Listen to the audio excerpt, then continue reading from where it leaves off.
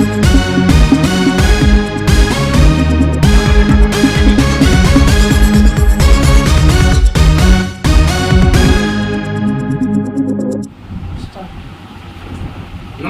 Royal media news एजन्सीमध्ये आपण सर्वांचे स्वागत आहे। नुकत्याच प्रकाशित झालेल्या जागृत मालकच्या बातमीवर आपण थोडासा प्रकाश टाकूया आणि वेळोवेळी चर्चेमध्ये असलेले जागृत मालकचे जे मुख्य संपादक वैद गफ्फार हे नावानिशी आणि अधिकाऱ्यांच्या नावानिशी वार्तालाप करून ज्या बातम्या जाहीर करत आहेत, तर काही नावं कालच्या सकाळच्या बातमीमध्ये आपण बघितलेलं आहे की यांनी माननीय तायर हुसेन सर यांच्या नावाचा उल्लेख आहे, मोहसिन सर यांना गुंड म्हणून याचा उल्लेख आहे। तर खरोखर हे गुंड आहेत का याची शहानिशा करण्यासाठी यांच्याशी आपण थोडासा खुलासा विचारूया यांना।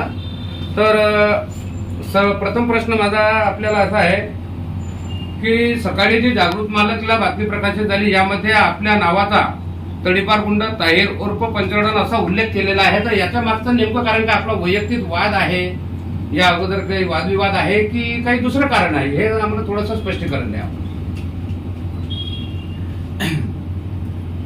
वहीद खान गफ्फार खान उर्फ घोचू, इसका हमारे से विवाद क्या है ये अगर देखा जाए तो ये एक चीज सोचनी है। इसका ना ही बिजनेस हमारे बिजनेस से मिलता है और ना ही कोई ये हमारे काम में अड़थल आता है, ना हमारा इसके कोई काम में अड़थल आता है। इसका हमारा जो विवाद शुरू हुआ वो मौलाना आजाद मौलाना आजाद स्कूल, उर्दू स्कूल जो है नांदुरा की, उस बेस पे हुआ था। अच्छा।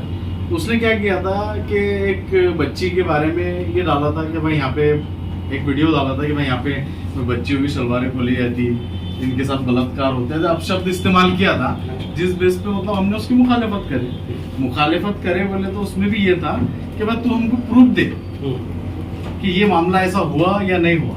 अगर तू हमको प्रूफ देगा तो इस पे पॉस्को दाखिल होता, 76 दाखिल होता, अरे कानूनी कार्रवाई जो की जाती।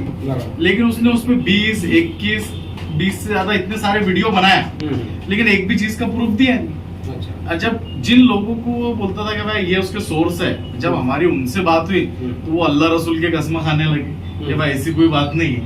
और ये चीज बाद में साबित हो गई कि ये सब झूठी बातें थी। अगर इसमें कोई रियलिटी रहती तो इस पे सबसे पहले मदाखलत जो कानून करता था, स्कूल करती थी।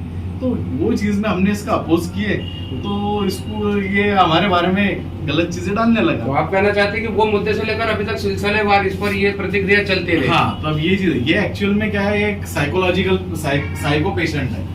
वहीद खान जो घोचू है ना, ये साइको पेशेंट है। ये इसकी मानसिकता ऐसी है कि ये जो बात बोलेगा वो सही, अगर इसके विरोध में या तर्क से या उसूल से या रेफरेंस से या सबूत से इसके खिलाफ में बात की जाए तो उसको लगता है ये गलत है। पत्रकारिता के हिसाब से अगर देखा जाए तो उनकी कई बातमें जो न्यूज है ये हवाले से भी है और वो डायरेक्ट लेते, तो ये अंदाज से तो कोई ऐसा लगता नहीं कि वो साइको है। तो आपको क्या चीजें नजर आई उनके अंदर साइको से रिलेटेड? ऐसा कि अगर आपकी कभी उससे बात हुई तो आप देखना उसके अपोज में तुम उसको बात बोलो। हमने बहुत बार उसको दिए, इससे पहले जो ग्रुप्स में कमेंट वगैरह चलते रहते थे, उसके वो जो चीज डालता था हम उसके रिफ्लेक्ट में उसके कमेंट डालते थे कि घोचू अगर ये बात सही है तो ये कैसा, ये बात अगर सही है तो ये कैसा। जैसे फॉर एग्जांपल ये कि वो बोल रहा है कि मैं भ्रष्टाचार के विरोध खड़ा हुआ हूँ, जबकि वो खुद सबसे बड़ा भ्रष्टाचारी है। कितने वर्ले वाले जिनसे उसने पैसे लिया, बायोडीजल वालों से उसने कब पैसे लिया, 30-30 हजार किससे लिया, साजिद चाचू कौन है, किसने ले जाके पैसे दिया, तो ये सारी चीजें जब ये जिसके सामने रखी जाएगी तो उसको लगता है कि भाई ये क्या मामला है। जागृत मार्ग को जितने भी बातमियां प्रकाशित होती उसमें एक हवाला रहता, जैसा अभी वो बता रहे कि बायोडीजल का साटा जब्त है, डॉक्टर नईम अमीन है, यूसुफ खान, यानी हवाला है। तो आपके पास में उन्होंने जो भी कुछ करप्शन किए होंगे, पैसा लिए होंगे किसी से, इसके पुरावे है क्या? हाँ है, हमारे पास पुरावे है, जो उसकी मांगनी है वो भी है, लेकिन वो कैसा, वो चिंदी चोर है। क्योंकि जनरली एक पत्रकार पर आरोप लगाते हुए इसका आपके पास में एविडेंस होना बहुत जरूरी है। हमारे पास में उसका फुल एविडेंस है, जो संबंधित अधिकारी है उनको हमने बताए हुए है कि क्या हमारे पास एविडेंस है, और जो लोग है वो गवाही देने को भी तैयार है। आपको गुंडा ये जो उन्होंने एक नाम दिए, तो इसके पीछे क्या? इसके पीछे कारण ये है कि राजकीय आशीर्वाद हमारे विरोध में होने की वजह से हम पे कुछ गुने दाखिल है। वो बेस पे हमारा तड़ीपार निकला था कई टाइम पहले, पिछले टाइम, उसमें मैं 6 महीने तड़ीपार था। जबकि बेस अगर देखा जाए तो नांदुरा में मेरे पे एक केस थी और एक मलकापुर, बाकी अदरवाइज जो है वो है। लेकिन कैसा राजकीय प्रेशर की वजह से मुझे तड़ीपार किया गया था। तो तड़ीपार होना ये गुंडा होने का ही नहीं है। बहुत सारे मंत्री विधायक ऐसे हैं जिनके कई बार तड़ीपार निकले। हमारे जो फिलहाल के जो अमित शाह साहब है, उनपे भी कभी कोई वक्त में तड़ीपार का निकला हुआ था। तो ये कैसा रहता है, ये राज के लोगों की बदौलत रहती है, बाकी दूसरा क्या। और रही बात ये कि एक बहुत अच्छी बात कही जाती है कि हमको गुंडा, बदमाश, डॉन, ये जो पंचर डॉन, ये जो कहा जाता है, मेरा पूरे डिपार्टमेंट से ये आह्वान है, नांदुरा, मलकापुर, बुल्ढाना जिले की पब्लिक से ये आह्वान है कि एक सिंगल पर्सन ऐसा बता दो कि जो गरीब हो, इनोसेंट हो, और हमने उसको कभी धमकी दी हो या उसको गाली दी हो या उसको एक थप्पड़ मारी हो। अभी तक तो हमने किसको थप्पड़ भी नहीं मारे कि चलो भाई इसको मारे होंगे, गुड्डे होंगे, ये चीज है, ये मामला है। अब लोग इनका कहने का मतलब गुंडे है, डॉन तो ठीक है, लेकिन ये जो पंचर की उपाधि है धरी, इसके पीछे क्या कहना चाहते हैं आपसे? इसमें तो आपकी कोई बात हाँ, नहीं होगी। वहीद खान का ऐसा बोलना है कि ये कुछ कर नहीं सकते, अच्छा, ऐसा। और ये उनका बोलना भी इसलिए सही है क्योंकि वहीद खान का अभी तक कुछ हुआ नहीं। अब वो इंशाल्लाह नहीं का बहुत जल्द नहीं का वहीद खान की गलतफहमी दूर हो जाएंगी। अच्छा, उनके जो माध्यम से कल नांदुरा में जो डब्बेबाजा आंदोलन था, कहीं ना कहीं आपने उसमें हस्तक्षेप किए की शांततापूर्व आंदोलन असताना गुंडांची दादागिरी और प्रशासनाच्या भूमिकेवर प्रश्न चिन्ह, इस बारे में आप क्या कहना चाहेंगे? कल जो आंदोलन था तो उसमें 2 लोग आए हुए थे खामगांव से, नांदुरा से तो कोई था नहीं, ठीक है। अब जो लोग आए थे उनको हमने बुलाए और उनको एक चीज बोले कि भाई इसमें तुम्हारा इंटेंशन क्या है? तो बोले हमको वहीद खान ने बोला कि तुम वहां जाके दबड़े बनो। किस बेस पे बोला वो उनको नहीं मालूम था। दूसरी बात ये कि वो जो लोग थे मजदूर तबके के लोग थे, मिस्त्री काम करने वाले थे, 300-500 रुपए में काम करने वाले ये थे। जब उनको हमने समझाया कि तुम इसके चक्कर में आ रहे और तुम क्यों दुश्मनी मोल ले रहे, तुम वहीद खान को बुलाओ, अपन धपड़ेंगे, अपन डीजे बजाएंगे। जब ये बात उनकी समझ में आई तो वो खुद चले गए। आंदोलन करना ये भी ये संवैधानिक अधिकार है, जैसा लोकशाही मार्ग से जो भी आंदोलन है, उपोषण है, धरने आंदोलन है और कुछ है, लेकिन ये शांततापूर्ण हो रहा था और आपने उसमें इंटरफियर किया, ऐसा ये बातमी के माध्यम से मैं अभी आपको सामने बता रहा हूँ। वहीद खान जो है वो एक स्टोरी मेकर आदमी है। नहीं, ये जो हुआ आपका हस्तक्षेप, तो ये आपने किस बेसिस पर क्यों किस बेस पे किया? कहने का मतलब ये कि उनका आंदोलन चालू था, उसको हमने नहीं रोकी। हाँ, जो लोग वहाँ आए थे, चालू करने वाले थे, उनको हमने पूछे कि भाई तुम कैसे गए यहाँ, ये बात है। दूसरी बात, जो आंदोलन का जो एप्लीकेशन है वो वहीद खान के नाम से है, अच्छा, किसी दूसरे बंदे के नाम से नहीं। तो वहीद खान ने खुद वहाँ हाजिर रहना चाहिए ना। वहीद खान अगर वहाँ हाजिर रहता था तो वहीद खान के साथ में हम भी धपड़े बजाते थे। हम तो डीजे के भी ऑर्डर करके रखे थे, भाई डीजे बजाएंगे हम। अरे कहीं ना कहीं आप भी थोड़े बहुत समर्थक उनके हैं कुछ विचारों से, ऐसा आप कहना चाह रहे हैं? इस माध्यम से समर्थक तो नहीं है उनके, लेकिन बस एक तमन्ना है कि एक बार वहीद खान से मुलाकात हो जाए और जो गिले शिकवे है वो तो यूं ही दूर हो जाएंगे। नहीं, ये तो बहुत अच्छी बात है कि गिले शिकवे दूर होना चाहिए, मिसअंडरस्टैंडिंग निकलना चाहिए। आपका जो सवाल भी रहा जवाब, कि हम भी डीजे बजाते थे उनके समर्थन में, तो वो तो हम आज भी बजाने को तैयार है। अगर कल वहीद खान आ जाए तो पूरे विचारों से आप भी उनके सहमत है, कुछ विचारों से विरोध होगा, विचारों से सहमत नहीं है। उसका कारण ये है कि वो साइको आदमी, मैं फिर बोल रहा हूँ, वो साइको ऐसा है कि वो स्टोरी मेकर है। उसको मतलब फॉर एग्जाम्पल अभी आज अपन यहाँ 3 लोग बैठे, तो उसको ये इन्फॉर्मेशन मिल गई कि आज ये 3 लोग मिले, तो फिर वो बेस पे वो स्टोरी बना लेगा कि लेखनी शास्त्र के संपादक ताहिर अहमद और मोहसिन मिले और वहीद खान को मारने की प्लानिंग कर रहे हैं। जबकि अपन मिले, ये बात सही है, प्लानिंग कर रहे या नहीं कर रहे ये बात क्यों नहीं मालूम। ये अंदाजा आप कैसे लगा सकते कि वो ये कहानी को स्टोरी पर उसकी स्टोरी देखिए ना। अभी कल जो बात हुई धपड़ों के बारे में, तो जो लोग आए थे, एक का नाम वसीम था और एक शायद आसिफ या ऐसा कुछ तो भी था, उनका स्टेटमेंट पुलिस ने लिया। इसने सीआरओ को फोन किया कि ताहिर उनको धमका रहा, डरा रहा, ये कर रहा, तो उनको बुलाया गया, उनसे पूछा गया, तो सीधा कायदा ये बोलता है उनका स्टेटमेंट लो। अगर उन्होंने बोलेंगे डराए, धमकाए, मारने वारने का ऐसा कुछ बोले तो फिर पुलिस खुद कार्रवाई करती। इससे पहले भी उसके पत्रकारों में जो चर्चा है कि अभी जागृत माल के जो संपादक है, आप जितना पहचानते हैं उतना आप उनके बारे में बता रहे हैं, लेकिन उनके जैसा दबंग पत्रकार अभी फिलहाल में नहीं है, ऐसा कुछ पत्रकारों का कहना है। इस पर आप क्या कहेंगे? दबंग का है, दबंग अगर बोले दबंग सच्चाई लिखना, नामवारी लिखना, देखो आवाज बनाना, ये चीजों को लेकर जो पत्रकार उनसे प्रेरित हो रहे हैं, तो इस पर आपका क्या?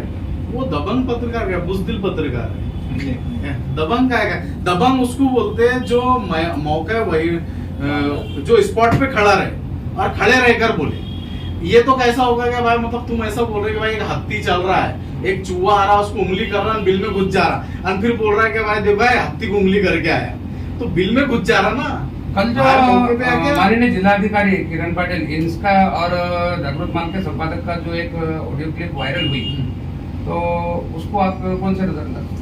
ये तो देखो, जो कलेक्टर रहता ना वो जिले का संवैधानिक बाप रहता है, और ये इसने मतलब है नहीं कि उनको चोर का और गाली के अपशब्द इस्तेमाल करें, तो इससे तो इसकी तरबियत का भी पता चलता है ये वहाँ पर। और इस पर तो कैसा है कि बाकायदा हम खुद तकरार देने वाले हैं और उसको मतलब एफआईआर भी दाखिल करेंगे ये मामले में कि उसने जो गलत वर्डिंग मतलब कलेक्टर साहब के लिए इस्तेमाल करा। कहीं ना कहीं वो ऑडियो क्लिप के अंदर कलेक्टर साहब ने भी थोड़ा सा उनको इग्नोर किया गया था, झिड़का है, तो एक पत्रकार के साथ में इस तरीके की अधिकार की बात नहीं होना चाहिए, इस बात पर आप क्या बोलेंगे? नहीं, एक पत्रकार का वैल्यू है वो अपनी जगह पे, लेकिन अगर कोई पत्रकार साइको है, वो एक ही बात के लिए आपको 10-10 बार कॉल कर रहा, तो आपके कलेक्टर के सिर्फ वहीद खान की बात सुनने भी खड़े हुए बैठे हुए हैं? कितने पेंडिंग मैटर है, कितने सारे मसले, लॉ एंड ऑर्डर का इश्यू है। अब इसको ऐसा लगता है कि ये बोल रहा है कि तुम हमारे नौकर है, तो इसके बाप के नौकर है क्या? हाँ, ये कौन सा टैक्स पे करता कि जो बोल रहा है कि हमारे नौकर है? जो लोग टैक्स पे करते हैं उसके नौकर है। और नौकर से मुराद ये भी नहीं कि तू उनको झाड़ू मारने लगा है या उनको जो तू बोले वो ये करे। अरे एक्चुअल में बायोडीजल का जो इश्यू है ना, इसको जो 3 महीने पहले पैसे मिलने वाले थे 5 लाख रुपए, वो नहीं मिले, उसकी वजह से इसको जान पे आएगी। हमारे पास में पूरा प्रूफ है कि जो इसने इसमें मांग नहीं करा कि भाई मेरे को पैसे होना और कितने होना, क्या होना, वो सारी चीजें वो रिकॉर्डिंग में आपको प्रोवाइड करा देता हूँ। आपने आपके न्यूज के हवाले से वो रिकॉर्डिंग सुना देना, जैसा उसको आदत है रिकॉर्डिंग सुनाने की। ये भी रिकॉर्डिंग आपने बता देना, लोगों पब्लिक भी समझ जाएंगे कि ये पैसे मांगने के वास्ते करता।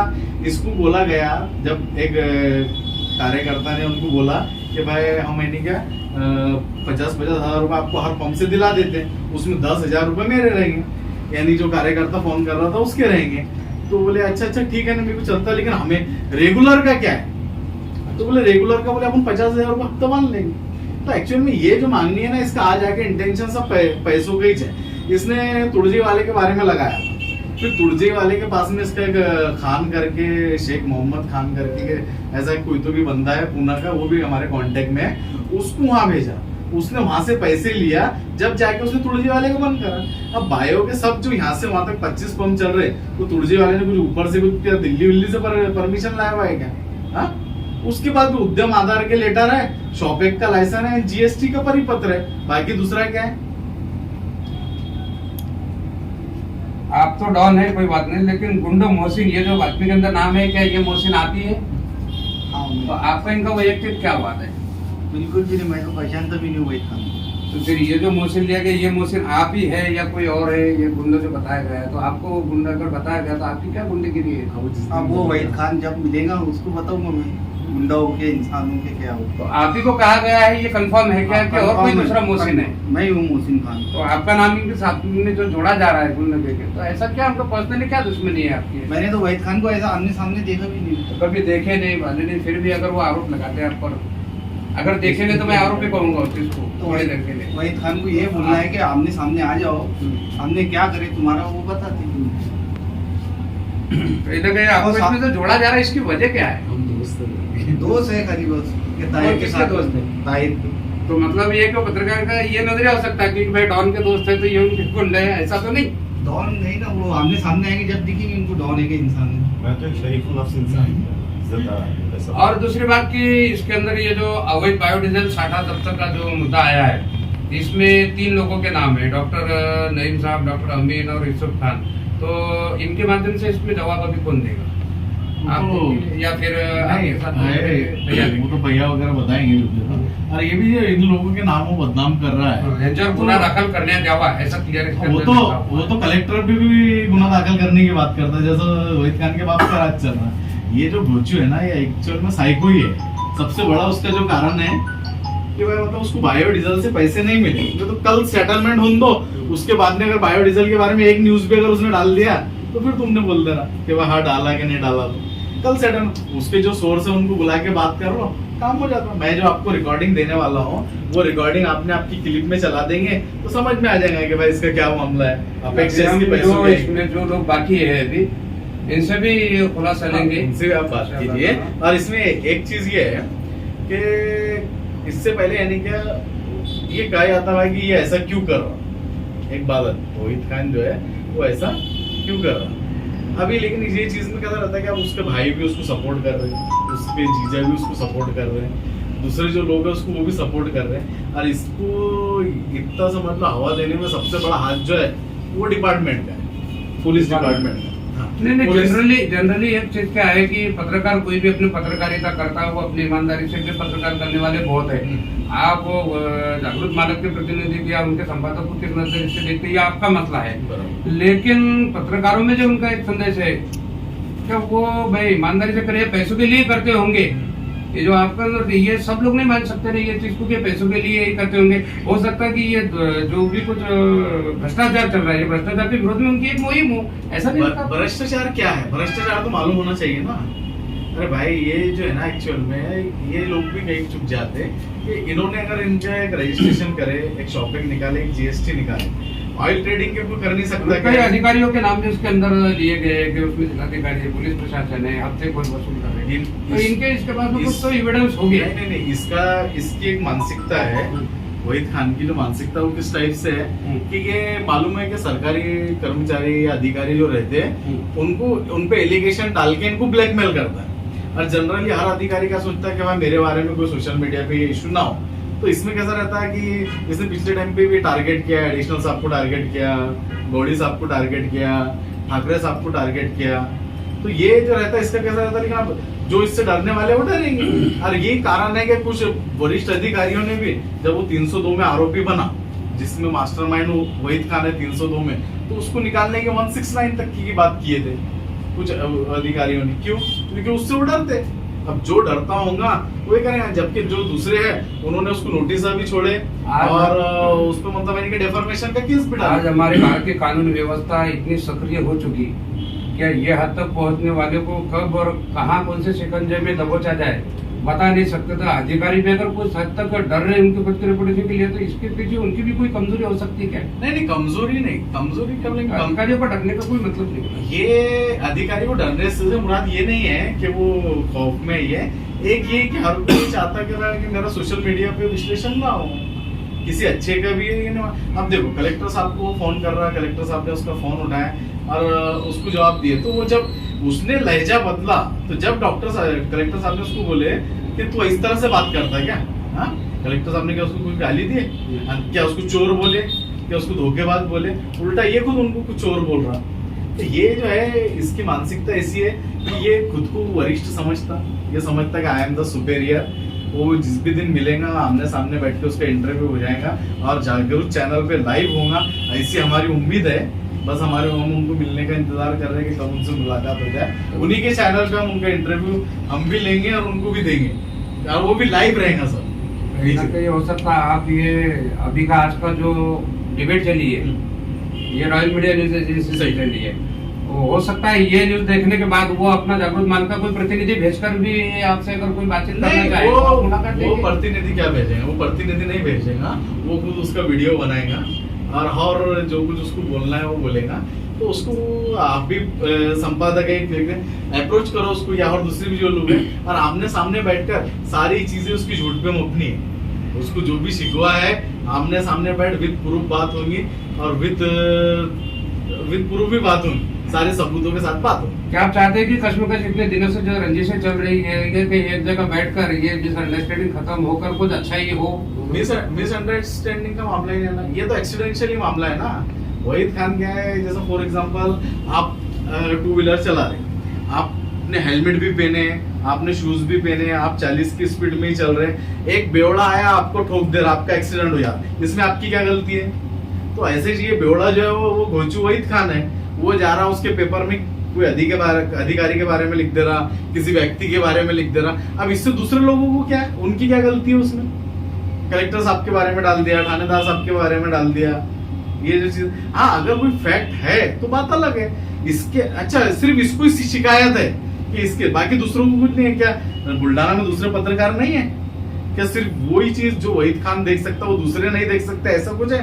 और ये चीज और बहुत अच्छी होती थी कि अगर वो बुल्डाना जिले में रहते हुए काम करते थे, वो बैठे हुए मुंबई में भी कभी सास के वहाँ, कभी ससुरे के यहाँ, कभी पूना में भाई के वहाँ कैंप हो सकता है मुंबई में कभी हेड ऑफिस हो स्कूल। उनका कोई। काय का ऑफिस रहा तो हम तो महाराष्ट्र हम में मुलाकात कैसे के लिए भी- पहुंच गए कैसे होते भी हैं। चला सकते हैं ना ऑफिस की संभाल। हेड ऑफिस अगर हो गया होता या उसे उनके हेड ऑफिस का एड्रेस देना, हम कल ही जाके उनसे मुलाकात कर लेंगे। जो बातें फोन पर और पेपर पे वार्तालाप हो रहा है वो आमने सामने हो जाएगा, क्योंकि उसकी बात थोड़ी है ये चीज